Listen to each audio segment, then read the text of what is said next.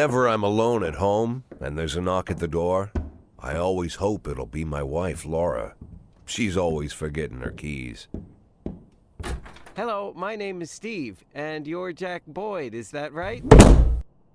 To get to my front door, the Bible boys walked about a mile from the local bus stop, jumping over mud puddles and skirting a couple of landfills. Laura doesn't go in for religion either, but according to her, these brave lunatics with their fake smiles deserve at least a minute of attention. She patiently listens to them, asks them questions, regales them with pastries, and never once dropping a hint of condescension. When I watch her do it, I've got to admit it gets me. I'd have hugged those boys, sat with them on the porch, and lit up a cigar. But a month after Laura left, all I could do was quietly ask them not to bother me. Today I'm a little rougher still. Shut the door on his nose this time. Another couple weeks at this rate, and I'll be greeting anyone who comes close with my service pistol pointed towards the sky, ready to fire my warning shots. In my life, even the basic stuff never goes like it's supposed to. Normally, when a wife is going to leave home, she'll make a scene, or at least sit everyone down for a serious conversation. But Laura just disappeared. The children in the stories always stand on the side of the mother, but all three of our sons supported me. The in-laws always blame the husband for making their daughter unhappy.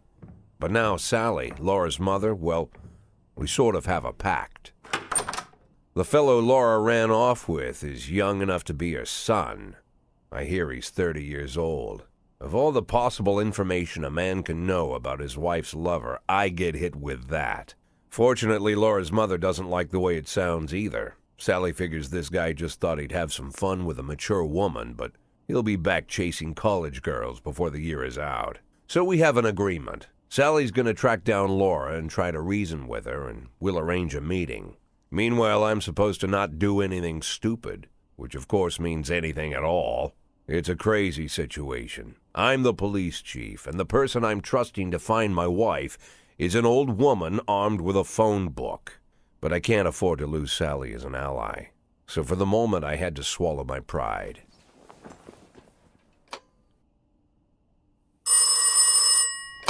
Hello. Mrs. Markham, this is Boyd. Oh, is there any news? That's what I wanted to ask you. Have you found anything? An address, phone number? Have you spoken to her? Don't worry, Jack. I've narrowed the range to 2 suspects, or whatever you like to say at your police building. At my police building, we find people faster than a funny old woman chirping on the phone with my wife's girlfriends. Oh, you're an old man, Jack. Come to your senses. They'd give us straight odds on the street. But I've got more energy, Jack. Maybe you think I'm a foolish old woman, but I go to my book club, argue with the girls about Byron, and it gives me energy. I talk to my dogs, and it gives me energy. And you have nothing, Jack. You don't even have a hobby. You got no passion. It's why Laura left you. Let's not go back into that, Sally. Find my wife, and we can discuss my hobbies later. I'm waiting for your call, and my patience is running thin. Laura, if you've stopped loving me, I'll let you go. I can't expect the impossible from you. Just don't let me die out here, okay?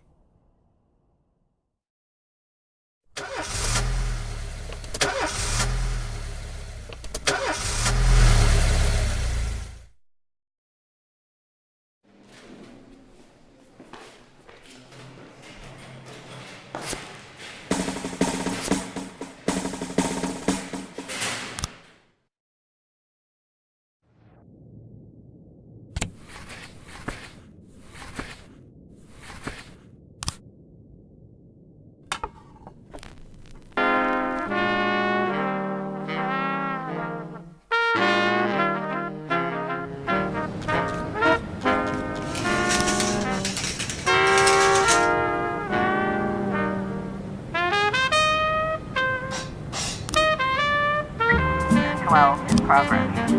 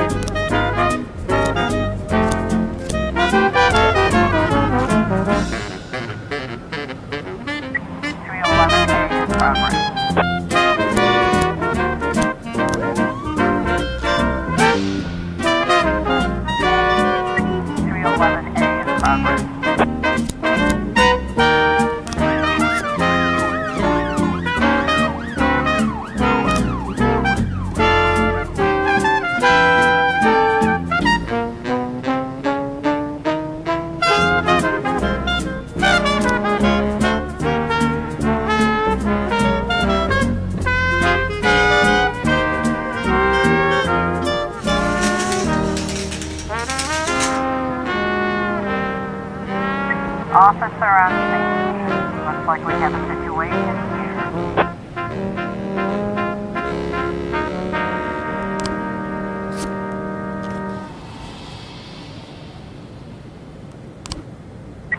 .311A complete.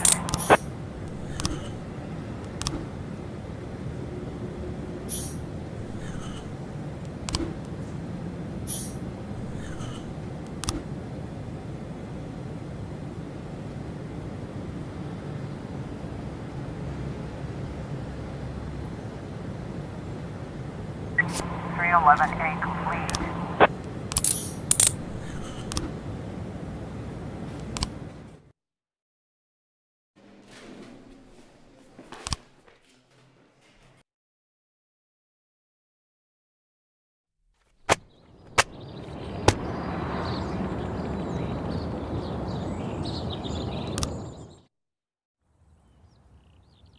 Why would a man need a barn? To store all the stuff you can't bring home. About 30 years ago, back when I was young and interested in farming, I carried all kinds of junk home. After a day in the field, I'd come home with buckets, shovels, dirty boots and clothes, and instantly transform the living room. But even back then, there's something I always kept in the barn.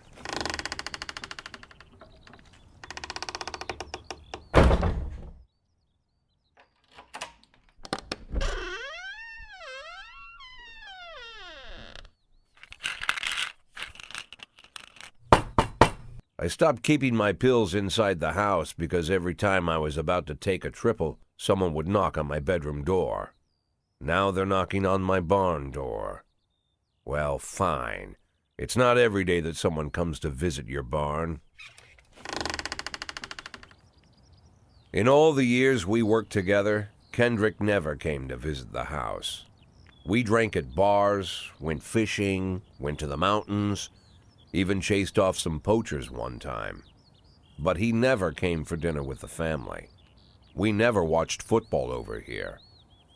And now he's brought his friends to visit my barn.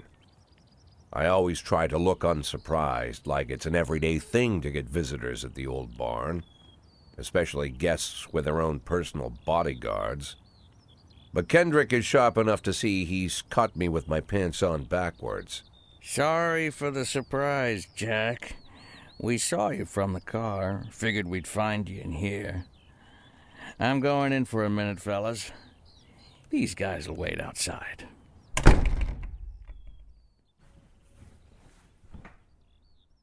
How long you been dating the lover boys?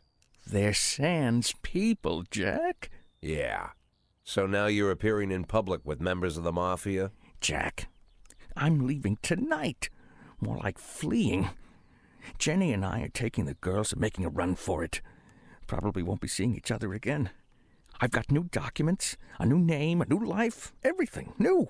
The papers say you're still working your last week for the department. I've got to get out today. I won't be getting another chance. Don't know if you noticed, but the whole city is against me.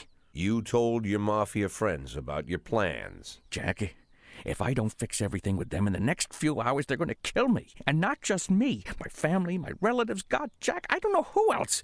They found out that I was planning to run and they demanded that we close our contract today. Your contract, Frank? Really? Is that how you talk now?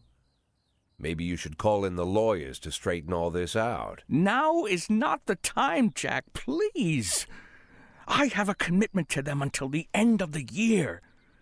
They need an inside line at police headquarters. I can't just give them back the money. That's not how the mafia works.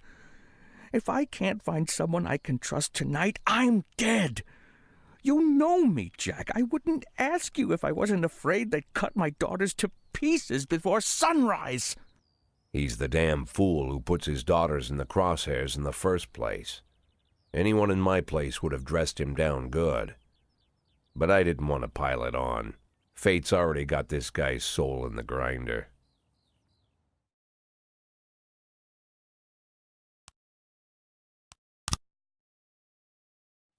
Give him my phone number and tell him it's done. Don't call me. Don't come to work today. I don't want to see or hear from you again. Time for you to go.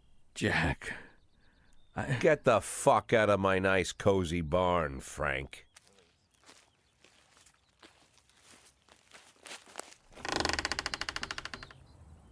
At the time, I was trying not to think about what just happened. It was almost too much to take in. I'm probably the most popular police chief in the history of the city, and I have to admit, I've thought about that more than once, sometimes with a little pride even. In one of the features they wrote about me in the papers, they said it pretty plain. He catches the criminals. Believe me, high praise like that is unheard of in Freeburg, especially for a cop. And here I am, the person who catches criminals, and I've agreed to help the mafia, or I'll come home to a bag stuffed with my kids' body parts. Right before the last hammer falls. Hey, remember that cop who caught criminals? It turns out he was a mafia bitch. And all for the sake of a greedy, corrupt cop who should have fled the country years ago. That sound right to you?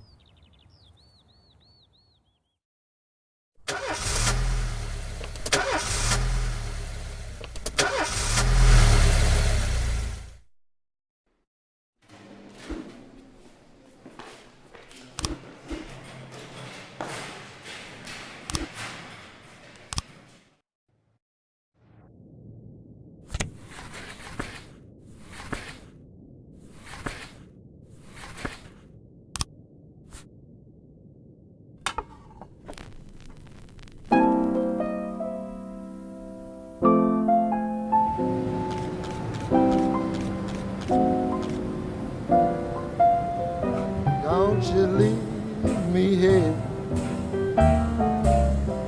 Don't you leave me here. If you must go, sweet mama, please leave a Recording in dime for progress. beer. Rooster crow and a hen ran around. She said, if you want my fricassee, you'll have to run me down.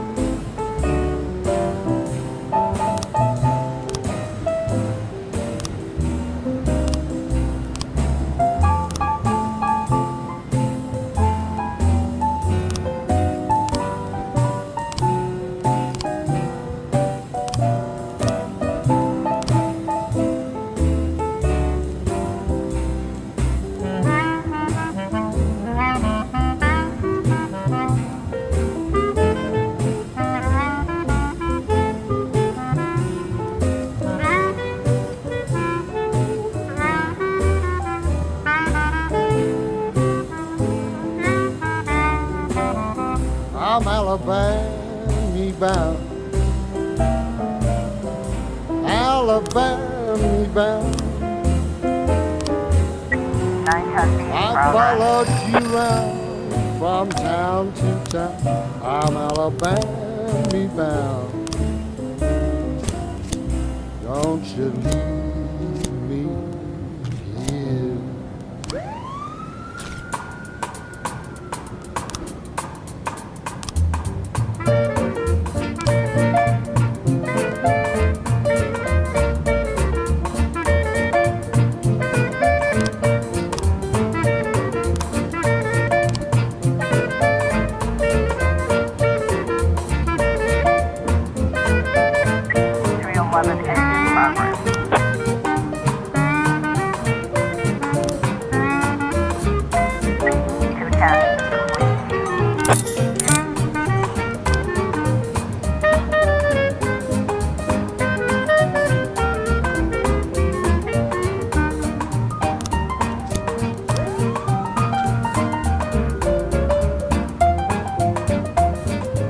Officer on scene.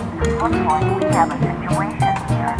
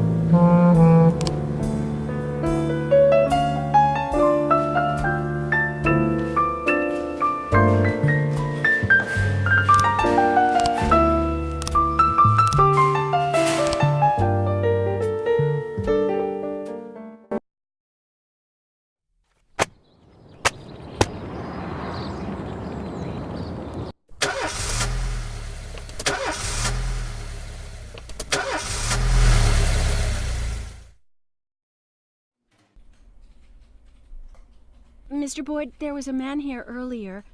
He left you this. A man? What man? Who let him on this floor? I don't know. I've never seen him before. I asked him his name, but he just ignored me. He was talking on a big telephone, you know, one of those portables. He gave me this envelope and left. Damn. Okay, let's see about this.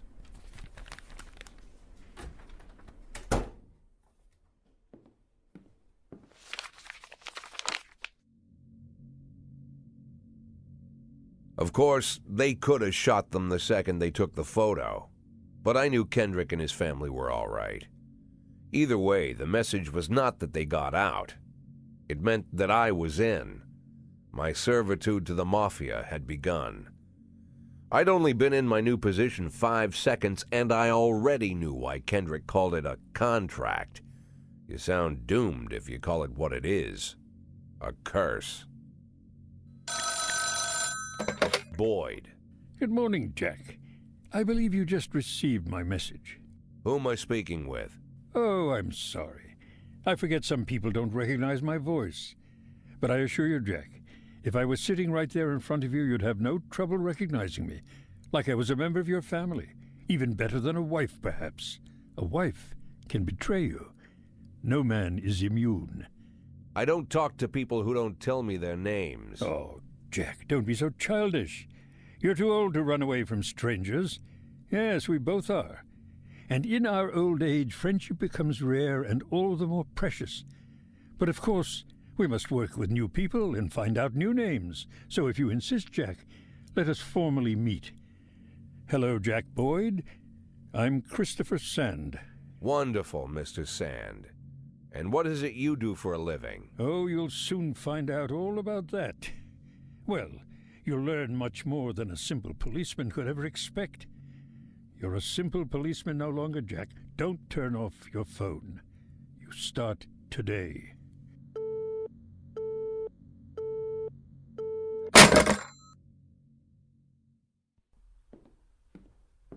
Eight in 10. It's been my go-to principle since my first day on the job. I've got to let my colleagues hush up what they need to, 2 out of 10 times, so that they'll help me with the remaining 8. 80 out of 100, 800 out of 1,000. I'm proud of those statistics. It's not so bad for Freeburg, right? But now I just officially became a mafia whore. I'm supposed to be fearing for my life, for the lives of my wife and children. But the only thing I can think, what's going to happen to 8 and 10?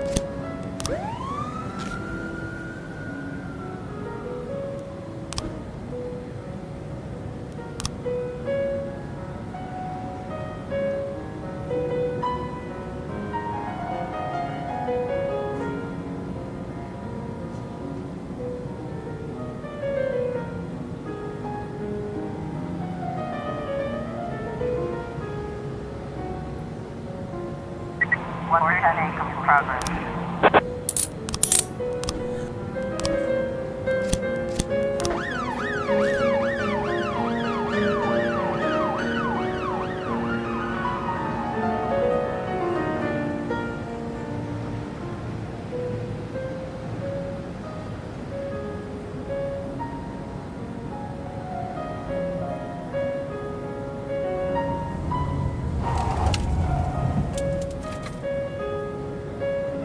We've got a situation here. 130 feet, please. 710A in progress.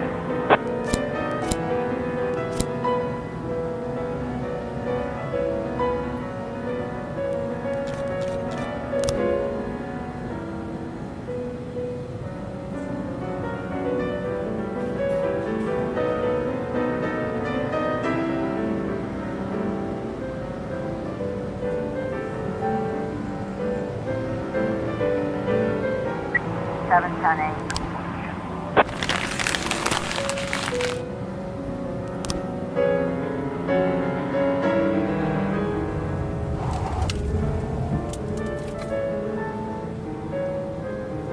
Nine 11 in progress.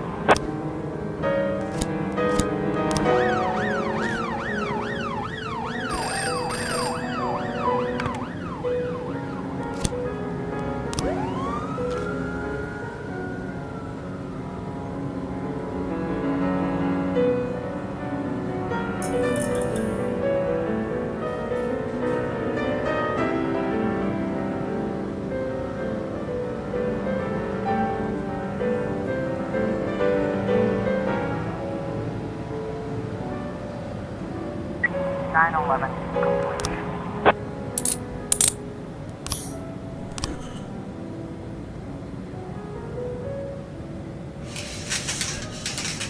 Four 12 in progress.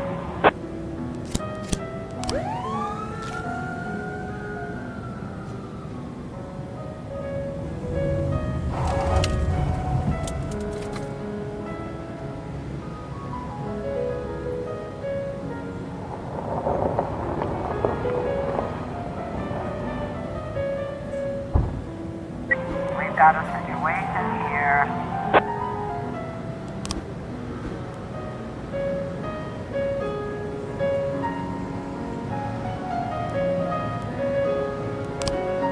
Four 12